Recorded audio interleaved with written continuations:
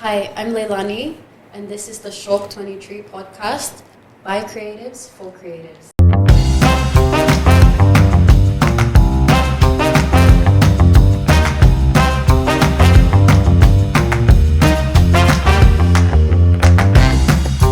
Hi, I'm Shawk23, and this is the Shawk23 podcast.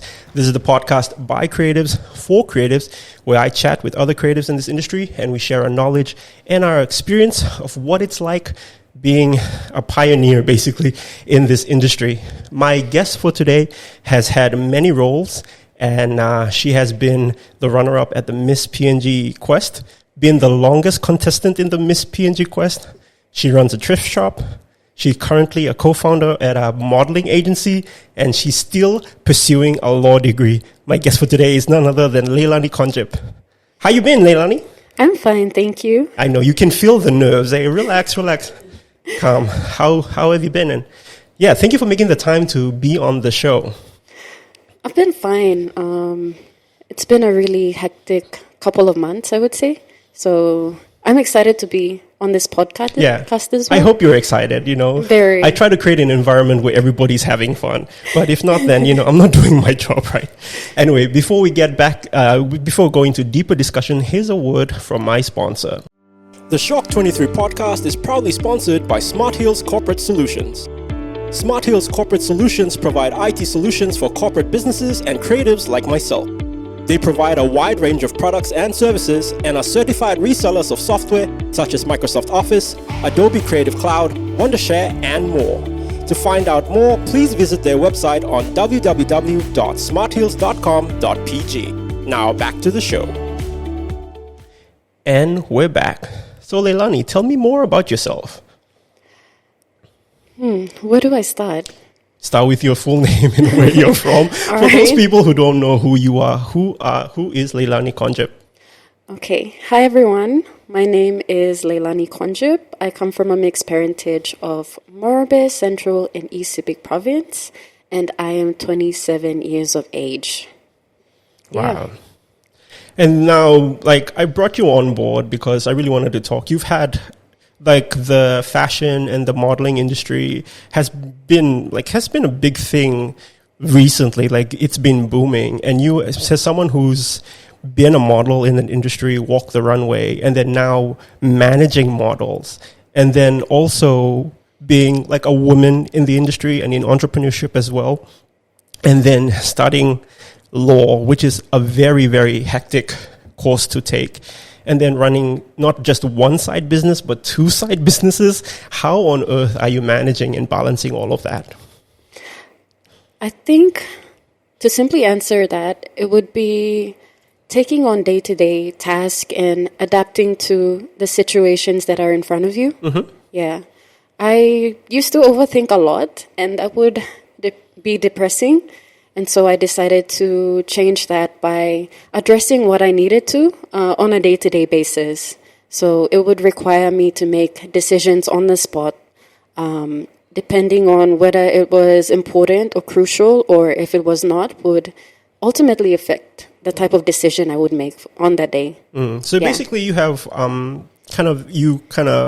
what's the word? You plan ahead. You see things in the long term and then make decisions, or basically analyze the decisions that you're making in the short term to see if that affects. Am I on the right track? Yes, you are. Yeah. So it's basically delayed gratification, sacrificing what you want now and what you need now for the ultimate goal that you want to achieve in the future. That means a lot of that requires saying no to yourself. Am I right? Yeah. I would like to add on to that. Go for it. So basically, my personality is I don't really socialize a lot because I am introverted. Not a lot of people would see that. You're very friendly and open as well. Yeah. So basically, understanding yourself gives you the upper hand. So I know how to maneuver or navigate through a crowd. Mm-hmm. So I know how to socialize. I know how to keep my composure. So it requires a different level of me depending on the environment I'm in or the event. I know who to talk to, when to talk to, and if I have a team around me or friends around me, then I let them do the talking. Yeah. Okay. So it's really useful when you do get to learn more about yourself and how to conduct yourself. That's very important, I believe. Yeah. It's very good. I think self-awareness is a very key thing that a lot of us don't pay attention enough, like recognizing our own strengths. I think we know our own weaknesses. Like we're very, very zoned into when we have weak points, but not a lot of us can see our strengths. And when we do, people will call us out for like being egotistical or being proud of being a show-off. But it's just finding the balance. You've been a model in the modeling industry, and then now you're running, or you've helped started an agency. Can you tell me more about that agency? Yeah. So I've been doing modeling for over 7 to 8 years. I started out in the ice fashion competition at La Mana. And so it was a dramatic change for me because growing up, I was very flamboyant and I was always thought to put up this persona of like projecting masculine trait just to protect myself. I grew up with 2 older sisters and a younger brother, but in the environment or the setting that we were in, it was perceived that if you showed too much of your femininity, then you would be perceived as weak. Okay. Yeah. So I think it was during this time, it was also, there was a trend in radical feminism. So all of these ideals and going to a community school really influenced the way that we behaved, especially in that manner. And so I decided to break out of it by modeling, which is doing something completely opposite. And in a way, it made me embrace the feminine side of myself. And therefore, all of those experiences have been a culmination up to what is now DFM Model Agency. Okay. For those who don't know what DFM stands for, can you please explain? Thank you. So DFM basically stands for Divine Feminine Melanin. Yeah. I wanted to pick a name that embraced all shades of Melanesians, as well as to embrace the feminine side, especially for women, because I believe that when women are more into their feminine energy, then men who are surrounded by them can therefore be in the masculine. Yeah, so there would be a balance. Okay, so what you're talking about is polarity, like men in the full masculine and women in the full femininity, and that I'm trying to, the only way that I could simplify it is a symbiotic relationship. Definitely. Where one provides for the other, and there's the yin and yang, the balance, Yeah. That's a bit too deep and political for this podcast. Sorry. But no, that's fine. I just don't want this podcast to go start debates anywhere. But it's great to know that, because I know what DFM stand for. Yeah. Like, for those, I'm really good friends with Lani, and we've been friends for a couple of years now. And when you launched the company, I understood what DFM stand for. Yeah. But it's interesting to know that that's where, like, how important femininity is to you. Yeah. And that is a big part of your persona and who you are. Yeah. You're lucky to have started, I think, like when Ice Fashion Show, like the modeling industry and the fashion industry was very young. It's not the mammoth, the beast that it is right now. And I'm pretty sure there were a lot of people who were very skeptical of models in the day. Can you talk about that experience? Yeah. Or basically like how different it is, if you can compare that experience to the early days to what it's like being a model now? I would say that modeling has been stigmatized. A lot of negative stereotypes attached to modeling. People associate models with a lack of intelligence, I would say. Okay. Although during my experience, I've shared platforms with people from all different backgrounds. And I would say people who were highly educated or were entrepreneurs or people with all sorts of aspirations coming together because they wanted to do something different and be part of a platform that was representing or is representing PNG in terms of its diversity. Yeah. So that was very interesting to learn about their backgrounds and their stories. So. Yeah, especially in the days of social media where everything is just going viral and everybody seems to have an opinion of what, and models are always at the forefront of everything. And I can't say much. What I can ask is that stigma still here, still available? I mean, like, do models today still experience that kind of stigma? I would say yes. Yes, very much. it's still a struggle, especially in this industry that's poorly regulated. We don't have a governing body or an association that conducts or regulates our behavior as models. And so because of that, I saw the need to try to build a structure or build a community based on values, seeing how that would give people a guideline or help them navigate through their aspirations as a model. So is that why you started the modeling agency? Yeah. So what do you guys do at the modeling agency? So in DFM, people perceive modeling as just confined to the runway. Yep. But there is actually a lot of categories in modeling. There is commercials, which is TV ads. Also, there is editorial. That's magazines? Magazines, yes. And we've dived into a new category of modeling. I wouldn't say modeling, but it coincides or cross-cuts with human resource, which is providing support staff. Oh, okay. Yeah.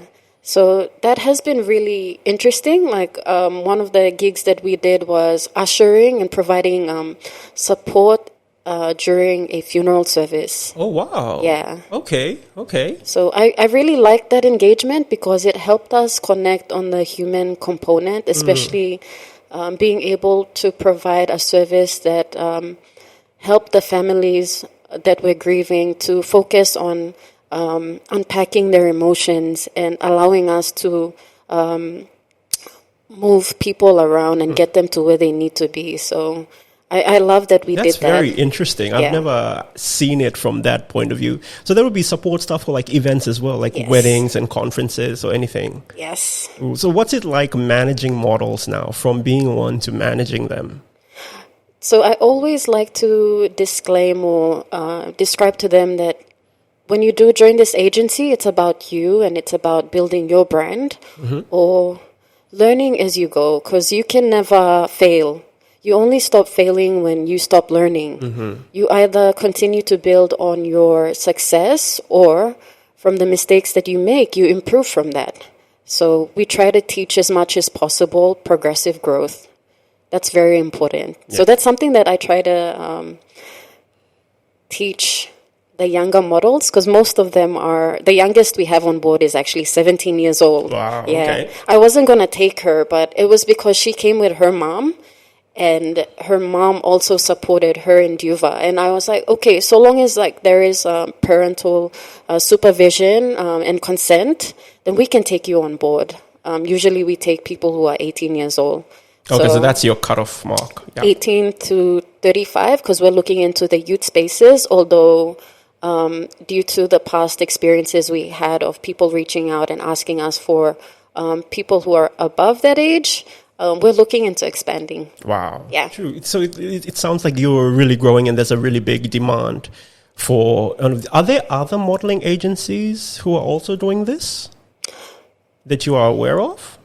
I've gone through a couple of modeling agencies, although I'm not too sure if they are. Yeah.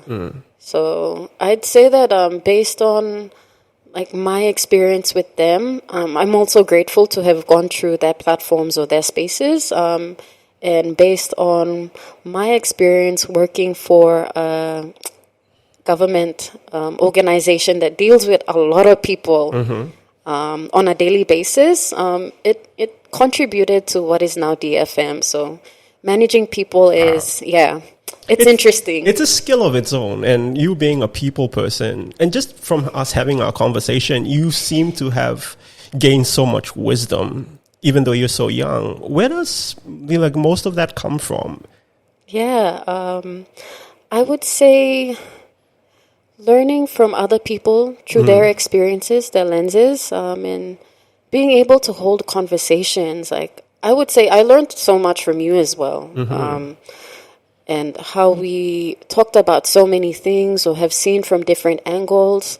It's about being open-minded, that you learn so much, because from someone's experience, you can take so much on board and then navigate through your own life and see if this fits for you or if it doesn't. So you only take what you need and then you leave the rest behind. Yeah, so I would say that has really helped me. would you contribute that to the environment, or is that like you just taking the initiative to learn from whoever and whatever is around you? Yeah, I would say it would be a culmination of my experience as well as the people I have met along the way. You sound like you have really good mentors or people in your space who give you the wisdom, or like you're learning from. I think the secret to that is just basically listening. Like, Yeah. people, if you would tell, a lot of people like to talk about themselves, and sorry. No, that's fine. Because, like, I get it. Because, like, we're introverts, and I always identify as an introvert. And one of the things that I notice about introverts is we're very observant. Yeah. Given we put us in a room, we're usually going to be the quietest people until you get to know us. And then you have a few chats with us, and then we start talking about something we're passionate, open, and we get comfortable. We're usually the noisiest people in the room that, like, I don't know from you, but for me, like, I feel like all my friends regret being friends with me because I can just be very, very annoying when I'm comfortable with people. But you're correct in saying that, like, listening is a huge key, and everybody just likes to talk. I think that empathy as well is a really big thing that a lot of people lack, especially in this day and age. That especially social media, that we're so quick to throw our little tutoya comments out there without first stopping and trying to ask ourselves, like, what is this person going through, or how would I feel if I were in their shoe? Do you relate with that as well? Definitely. I would say the way that I was raised. So just this year has been a journey for me emotionally, unpacked a lot. And also I feel I grew from the place that I was at to my present, to my current moment being here. I feel like I'm a totally different person. And in regards to being empathic, that was something that I developed as a child because of the environment, the current environment I was in was where both of my parents had to work. They had to work to make ends meet, to look after my siblings and I. And because of that, I don't think it was intentional, but I was neglected. So they would lock me at home. I didn't go to school. They would turn on the TV and tell me, the fridge is there, the food is there, don't go out, don't open the door to anyone. And so at the age of 4 years old, I was at home. But there was one time that I left the house to go to the neighbors for them to take me to my dad. So that was very adventurous. So you had to grow up at a very young age. Like, you had to be more responsible. How old were you again? 4 years old. Yeah, at the time, like, kids are just watching cartoons and Parents just, don't do that. running around. But then I think that explains why you're so wise and so mature, even for your age. Well, maybe you have the right maturity for your age. I hope so. Yeah. But I think that's helped you a lot to juggle.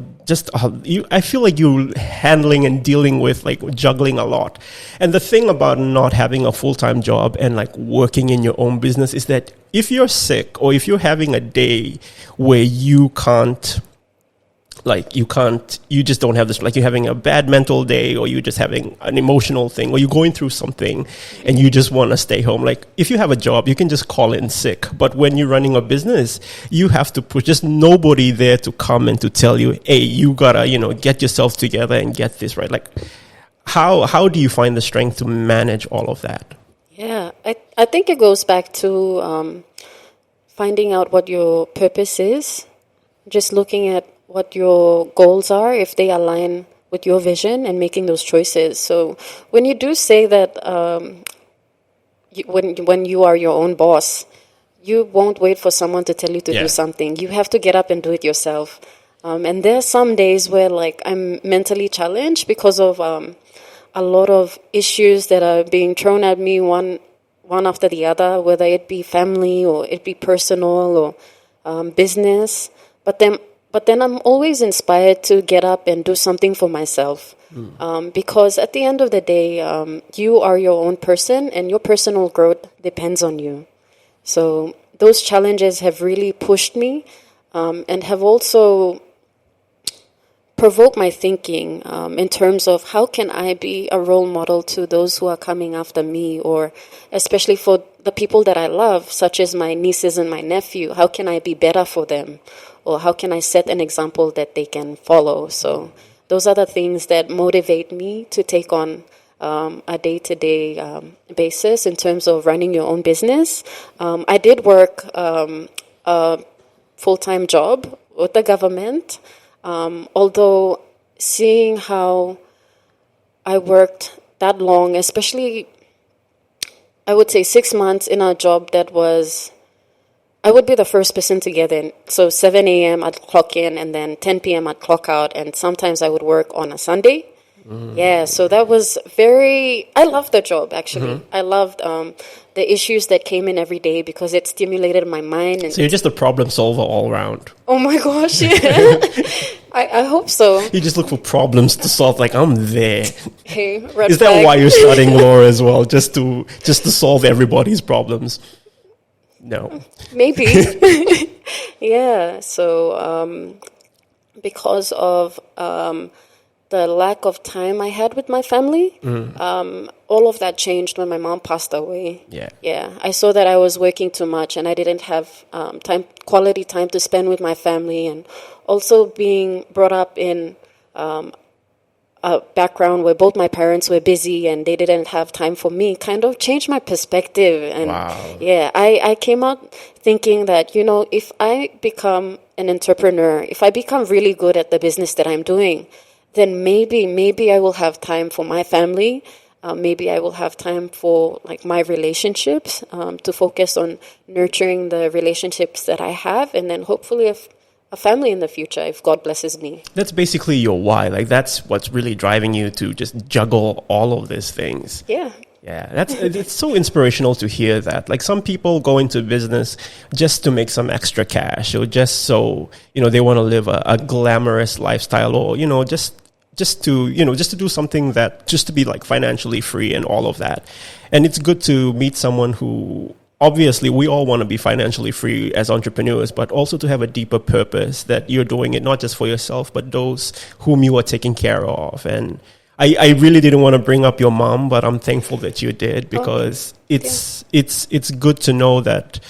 I think you're just someone who doesn't make excuses, honestly, just for me, just observing you. And especially, like, we live in days where people just make so many excuses of why not to start. It's not the right time. I'm not at the right age. I'm still working. I have kids, or I'm still in school. And then for you to be someone who's just like, no, let me just try. Let me just do it and see where it goes. And then you're doing so many things. Well, some of us are still focusing on that one thing we're trying to get right. And it's very inspirational to know that you're doing something like that and you're making waves in this space. Yeah. So I applaud you on that. Well, thank you. It's great, and I can see why, and I can see how you're handling so much. And on that note, like, you're studying law as well, which is a mammoth as well. Why are you studying law? Law goes back to trying to, I would say, go back to my community back at home and helping my people, especially from my dad's side. So my dad is from a mixed parentage of East Sepik and Morobe. Morobe specifically Buang, although we were raised in Pulolo, Gurako. Wow. So Mary Morobe. Yes. Yeah. So I look at law as something that I would like to pursue in order to also maintain my family legacy, especially because my father is a lawyer and he owns his own law firm. So I'd like to also be an example to the women in my community, to tell them that, you can go as further as grade 12, or you can go to university, and you can do a lot of things in your life. It's not just confined to settling down, getting married, and just continuing. The traditional roles. Yeah, because a lot of my family members are subsistence farmers, and a lot of my cousins or even nieces, they're already married, or they have 2 or 3 kids. Whereas I am not married, or I don't have kids either.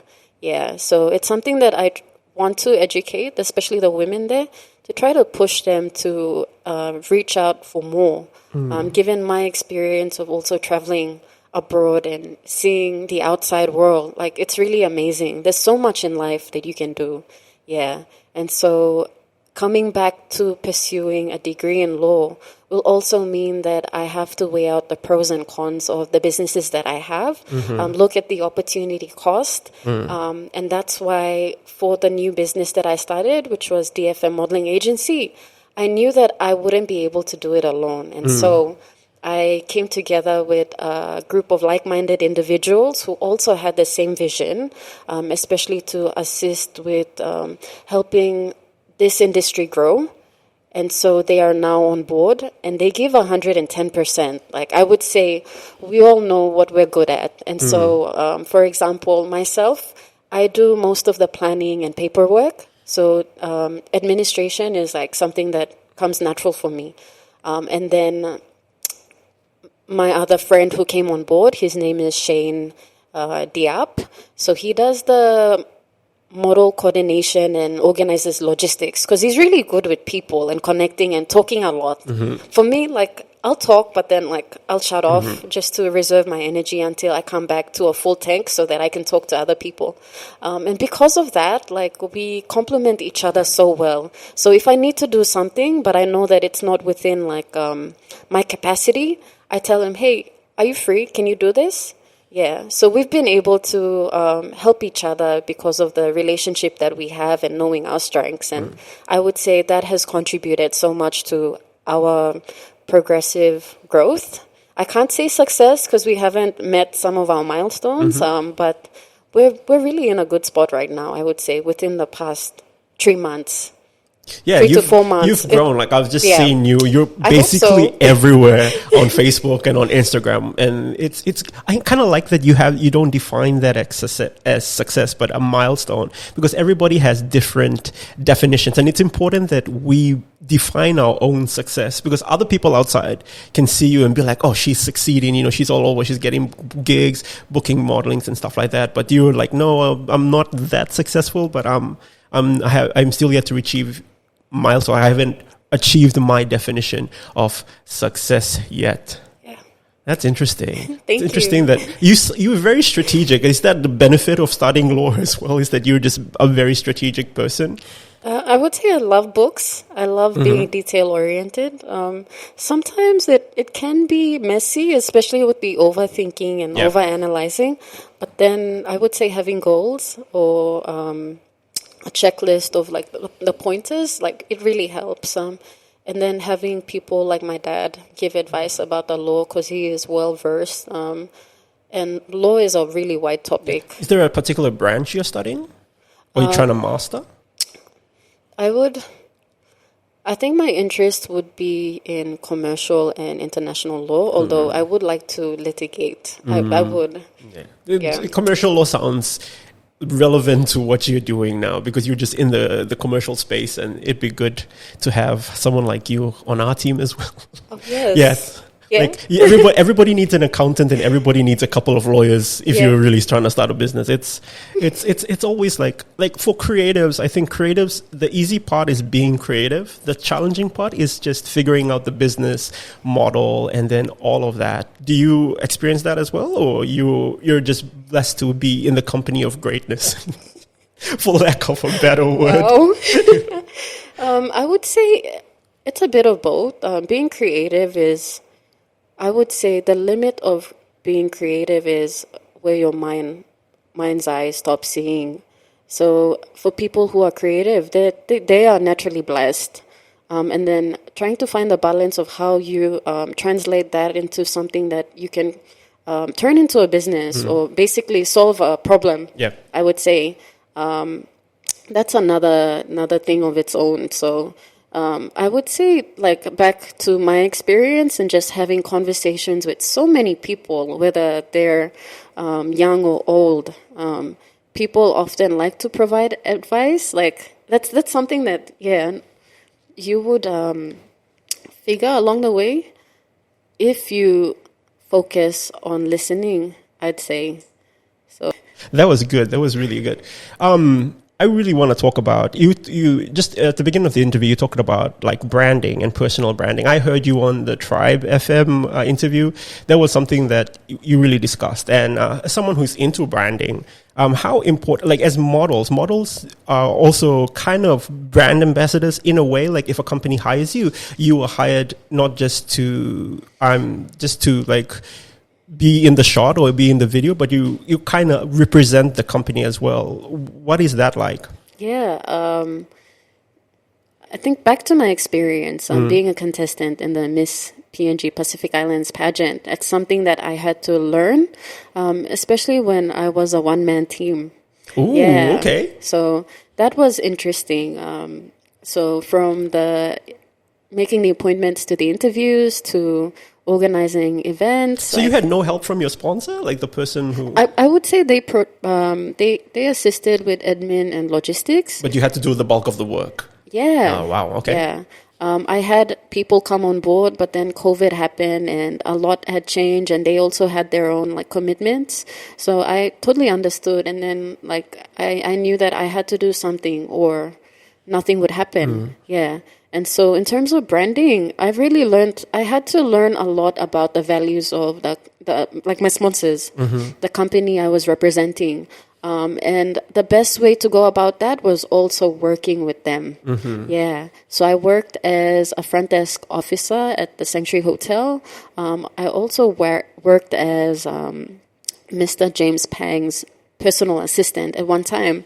And during those moments, I really learned a lot about their experience in terms of their values, and seeing how they interacted with their staff, and that really changed my perspective on a lot of things, I would say, especially what you perceive things, and then actually being there and experiencing it. So my sponsors were very family oriented, and they took a very environmental approach on a lot of things, especially at the hotel. They tried to reduce waste and also recycle or upcycle any of the items that they have. So it really rubbed on to me as well. Wow. And being in this current moment, like I just love planting a lot. So that's something that has also influenced me. And then coming to learn from like gardening a lot of wisdom from it, especially the different seasons.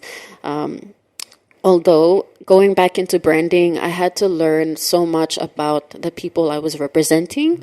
And because I was now a brand ambassador of my sponsors, I really needed to know their history. Thank Lo for giving me, the patience to read. Yeah.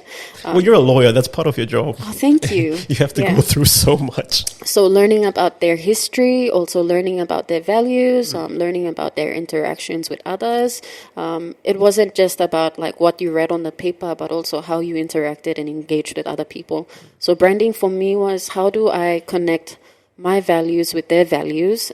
Where do I find the common ground, and how do I project that onto other people, especially in a commercial setting? So that really affected my That's outlook. interesting, because that's basically, you're just basically describing the purpose of branding.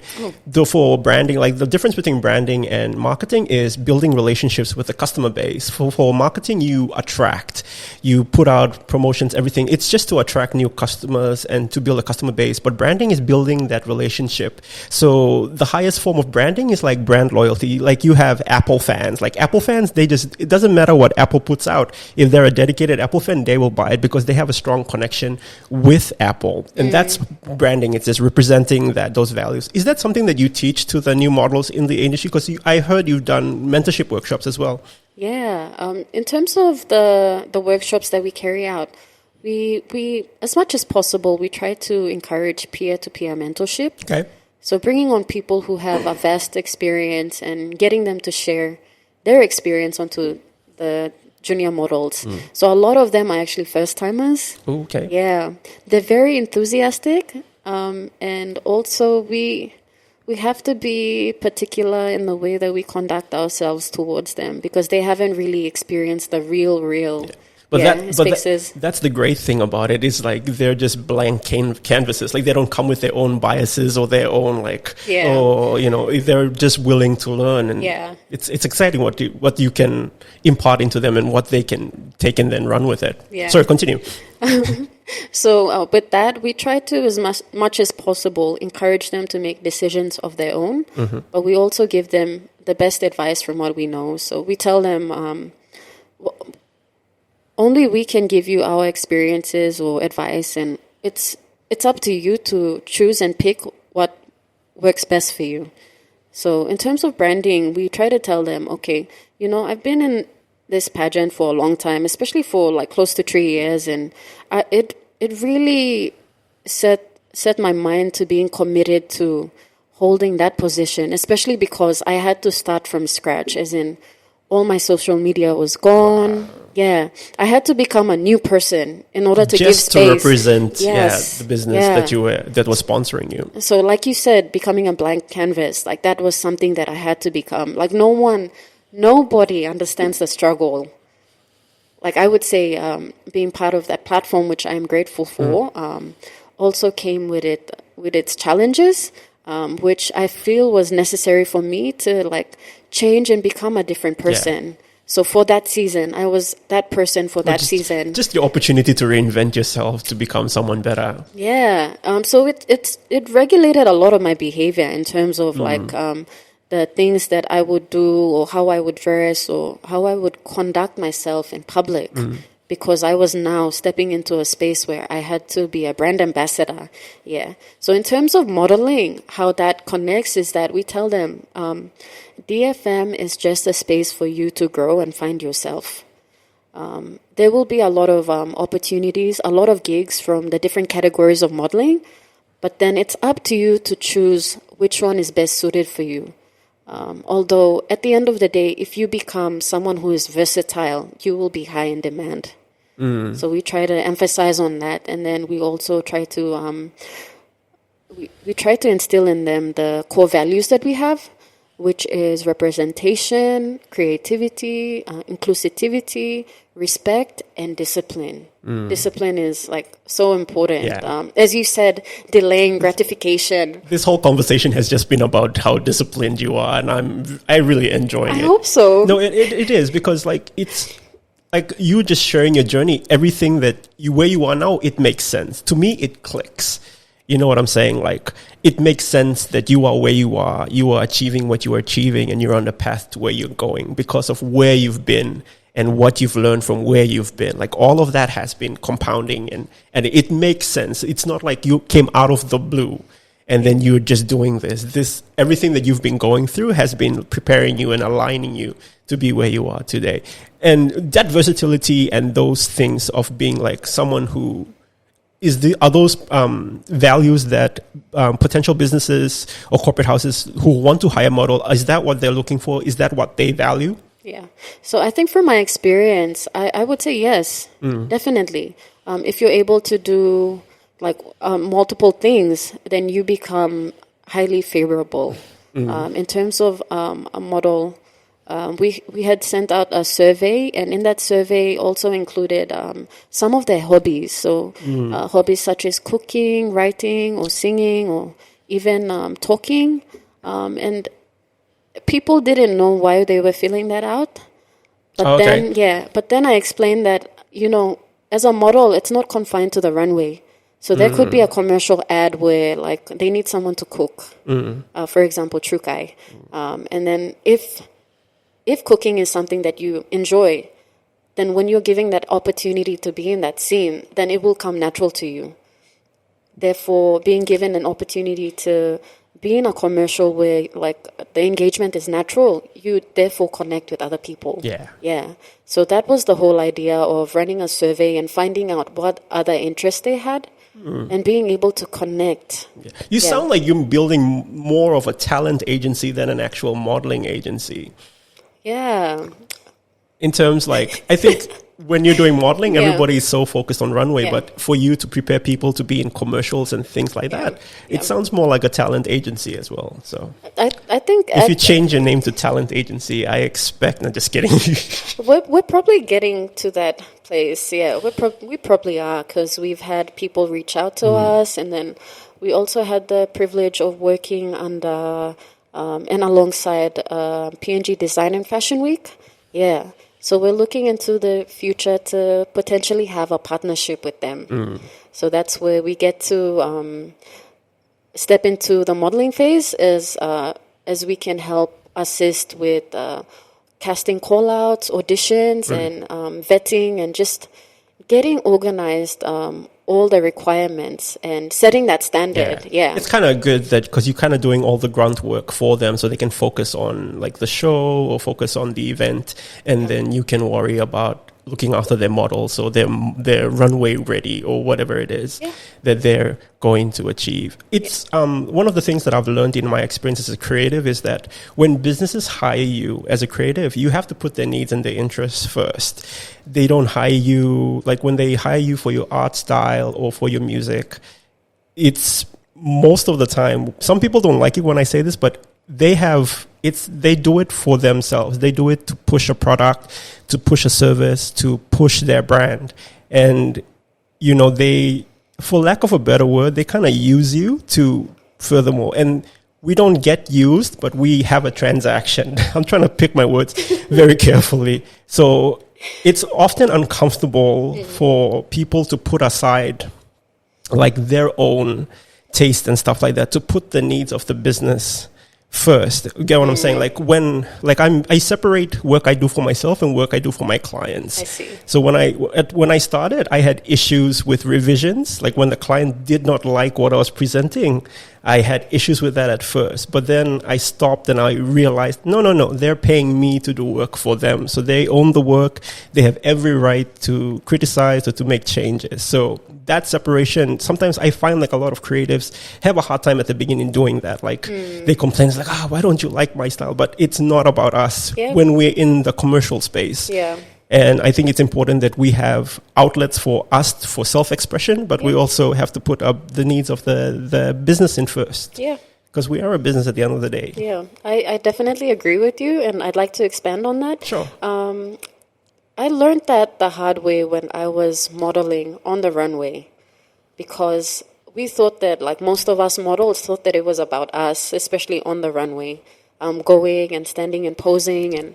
But in fact, the specific role of a runway is to display the clothing of the designers. Yeah. There was, I remember back a couple of years ago, I think Anne Sate, Lava Girl, she did the whole mannequin thing where she completely covered the models head to toe and just the dress. And there was a lot of criticism about that. But I stepped back and I was like, I get it, because that's actually the point. The point is the clothes that the models is wearing and not the model itself.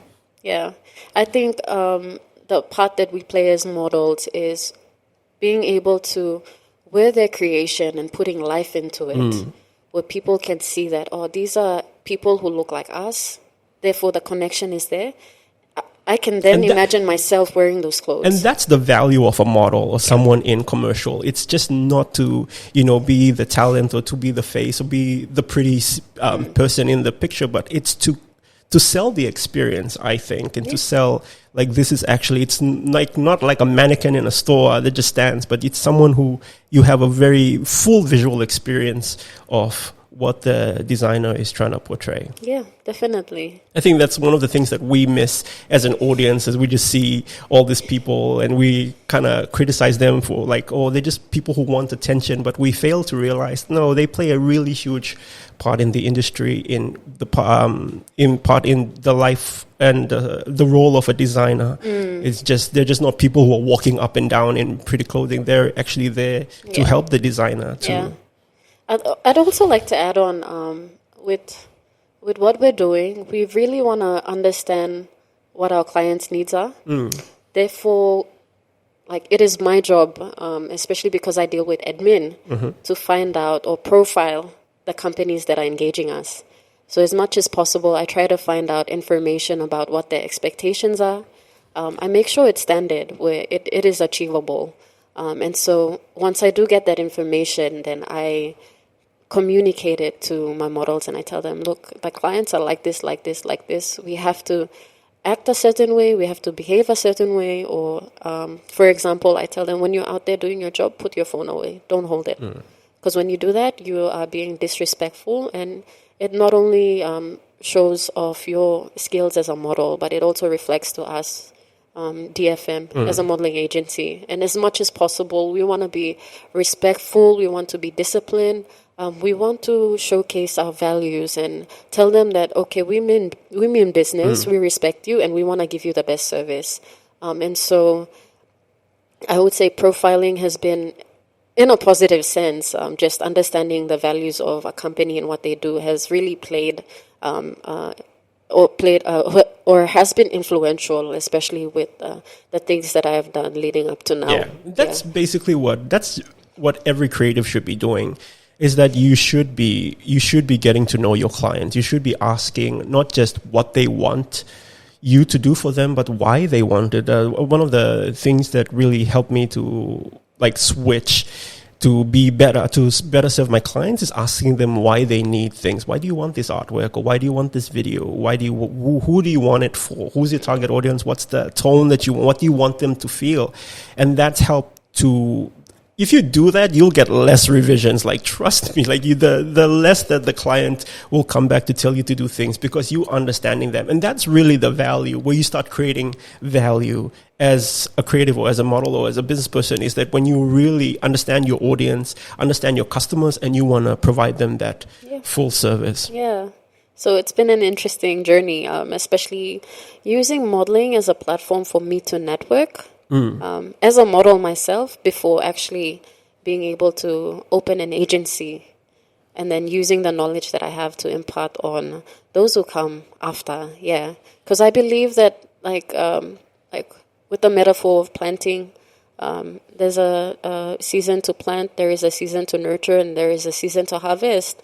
It plays well with my journey, especially as a model, now that I want to transition into teaching others. The knowledge and skills that I've acquired over the years, and therefore it gives them room, or it's a natural transition, because now there are upcoming or aspiring models who are taking on the scene and making waves, and we want to give them the best, because we already reached a certain standard where, okay, like for me personally, I've reached a milestone during that pageant, also in combination of all the modeling I've did. So I also did editorial, and I also tried out a new experience of voiceover this year. Yeah. Ooh. So I'm also doing gigs where I haven't actually expanded on. But then those experiences are a culmination of what I can learn from and impart those knowledge onto the younger generation. So I feel it's only fitting when you make way, and when you go on to the next level, and then you allow someone to come and fill up that space. Yeah. That makes sense, because you can't do one thing for a very long time. You're going to get stagnant, and sometimes you have to move. I think that's one of the reasons why I'm doing a podcast, I think I've done quite a lot, and then I feel like I just want to share, and I feel like there are other people who want to share their experience and try to impart knowledge into whoever's coming up on board. So it sounds like a really good natural progression. Yeah. Challenging, but it's fun. Yeah. Like God only knows how many times we've endured the self-doubt, and those days where we're just so low, we didn't know that we would actually make it to the next day. Or how many times have you felt like quitting? Oh, every day on a daily basis. Yeah, same. I have days where I'm so excited, I'm winning, and then majority of the days I'm like, you know what, I would like some stability right now, and I would like to, just quit and try something new. But I think for me, I think you would relate to that as well, is that it's been less about the business and more about my growth and my personal journey. That's been the key thing. Yeah. like when I did the first episode where I was just talking about like how I became Shawk23, it helped me to go through a time of reflection. And I realized, wait, I've done a lot of things. And looking back, like the exciting part was that who I became and who I am now. And then the potential of who I will be, the more that I keep learning and keep navigating through this journey. It's been, I think it's been more, that's been the more fulfilling part. And the business and everything that comes with the business has been just the bonus. Yeah. When you speak so much on that, it reminds me of like being a person who is finding their purpose and finding their identity. And as humans, we are constantly evolving, especially with our skills and our thought process. And I would say a lot that has happened in life has been difficult. Like I've gone through a lot of challenges, especially as a model being cyberbullied and then stepping into a different scene where I've ran charities or community service and then being disregarded by people who have spoken negatively about me. But I would say just having the passion and the belief that I would get it done despite not having like any money at all. Like I didn't let any, like I didn't accept any excuses, or I knew that if I was going to get it done, I would. No quit attitude, you know, like it's either this or nothing at all. Yeah, definitely. And it also put into perspective that, you know, life is so precious. Life is the moment that you live on a day-to-day basis, and also what you want to accomplish in the future, how you envision yourself in the future. And, you know, for me, I don't always have the best days. Some days are really bad. And I would say that's where, like, your circle of friends are very important.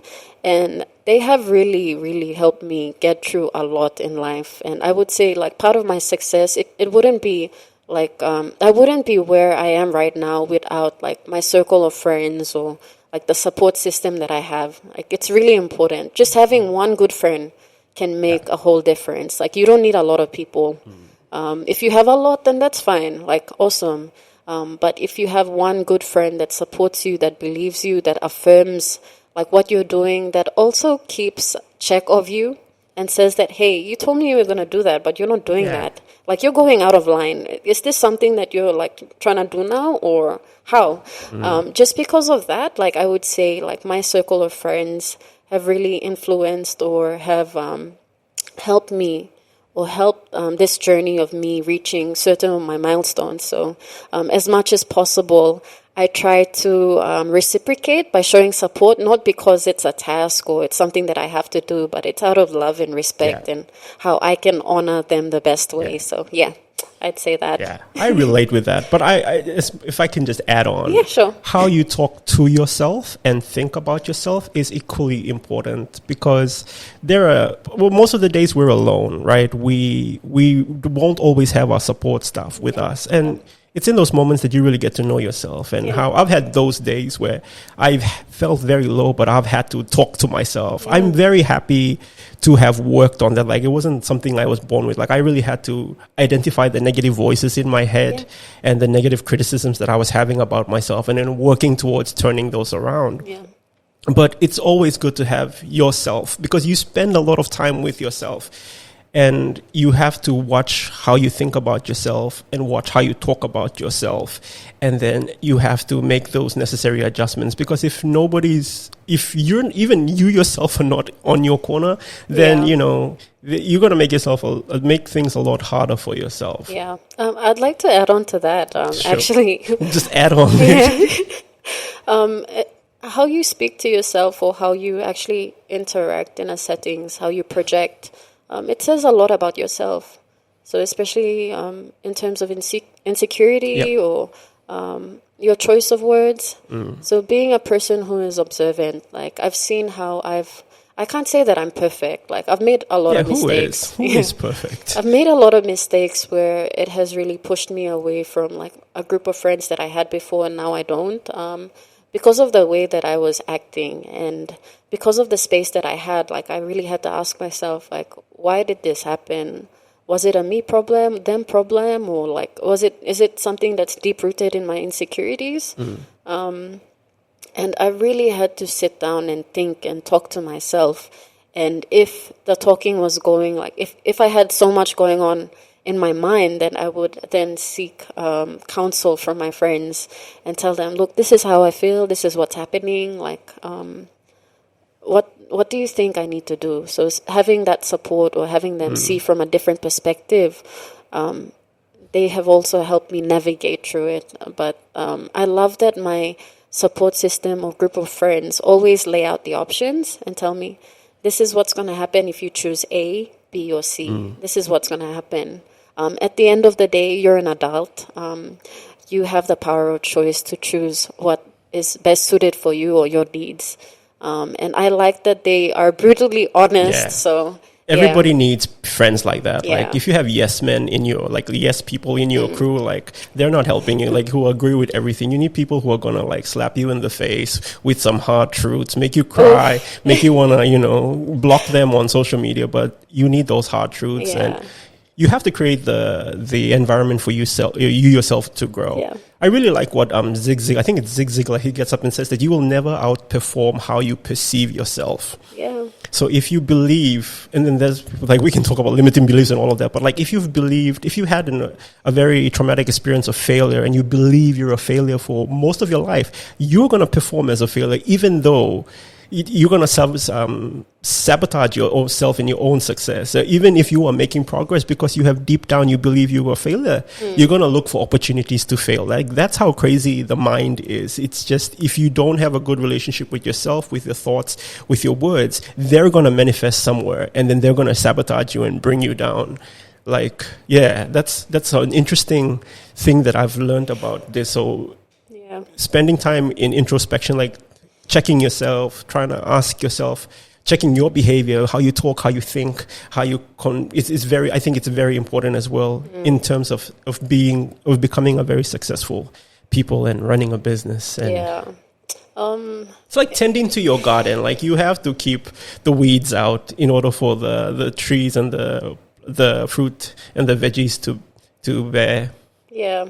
I'd like to add on to that. When you talk about like introspection is very important, and especially the mindset that you cultivate for you. Sometimes a lot of people are confined to like the influence they have within their families. Yeah. So that has also affected like my upbringing, and especially in terms of like the business that I do. And same. So it's constantly me asking, okay, how do I cultivate generational blessing, or how do I get out of generational curses? And I did further research, and what I found out was very interesting, that like having generational blessings or curses are actually a conditioned mindsets that are passed down from generation to generation. And that really provoked my thinking, and I'm like, from a personal level, my dad came from a broken home. He reconnected with his family. But then I'm always conscious about how I can not continue that pattern or that like trail. And also like with my family, I have a close-knitted relationship with my siblings. We didn't really have that before until our mother passed, because she would always emphasize, you all only have each other. True. Yeah.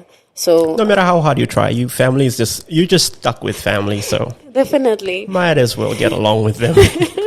It's interesting that you're talking about like things like that, because a lot of what holds us back is really not opportunity. I think it's really mindset, because with the right mindset, you can make the most of any opportunity that comes your way.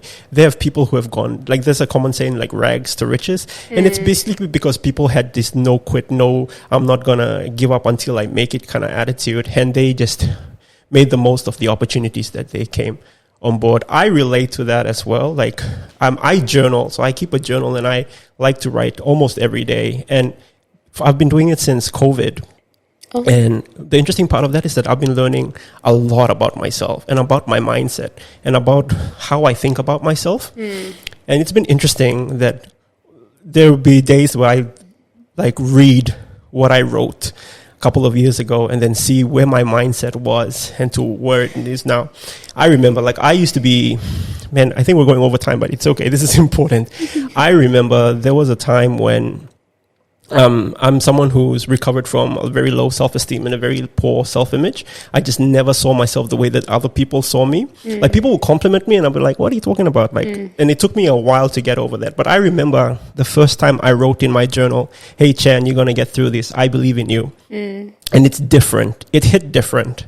It's easy for me to tell you, hey, I believe in you. You're going to make it. Like, it's easy to hear that. But when you yourself literally tell yourself that you're going to make it, you're going to be a success, that the hard work that you're putting in today is going to pay off sometime in the future. Yeah. And to be on your side, it really, really hits differently. Yeah, definitely. Especially if you grew up in an environment that was heavy with criticism, or you've been put down or like been discouraged. If you're someone who grew up like that, that will affect your performance, whether you realize it. And that's the thing about mindsets, is that they become so automatic, you don't even realize that you're doing the things you do. And like, we can go into depths. I hope that you can come back another time and we can talk about like limiting beliefs and all these mindsets. But it's interesting that you brought that up. And has that journey to overcoming all of that, has that been difficult or? Oh, definitely. Yeah. With the experiences, like from all levels, personal and emotional. And it really was about like me asking myself, what do I want to become? Or what do I want to be? Like, I had to separate myself from family, or relationship, or business. Like, who am I as a person? So, because of the constant question, as well as I would say I journaled as well. So journaling has helped me monitor like my behavior. Or I had a bit at the top that said, "What is your current mood?" And then I would see that like my yesterday's mood was different from like today, and it would also be affected upon like attributing factors such as like, did I eat enough? Did I sleep enough? So that's the thing. You start to notice patterns, and then you can strategically set yourself up for success. By knowing yourself, you put yourself in a really, really good place too. And the thing is that the scary thing is that not a lot of people want to confront themselves. I remember the first times like I started, taking a good hard look at myself. I really didn't want to find out and to really like those thoughts. We always have thoughts about ourselves and what we think. And sometimes we're afraid of those thoughts that will distract ourselves with so many things. And that's why I'm very grateful that COVID happened, because it locked me in a room and I was like, okay. And then these thoughts were just so like building that I just had to confront them and to deal with them. And it turned out to be like one of the best things that could have ever happened to me, because you kind of be mentally stronger and emotionally stronger as well. Yeah. I think just to add on, lastly to that, I would say that I was very dependent upon like doing the best to get the praise from my parents, especially with like how I was raised. It was because I was being neglected. Like I thought that if I did really well at something, I would get their attention. And I'll be honest enough to like say this. And it was only until the last week before like my mom got really sick and passed away. Like she had said, "You're a big girl now. You know what to do. You will know what to do." Yeah. Because I kept on asking her questions about like so many things. And when she said that, like thinking of now, thinking of now, like it makes a lot of sense, because then like the words that she said affirmed me and affirmed my existence as a woman, or me becoming a woman, because now I make decisions for myself and I take accountability of both the positives and the negatives.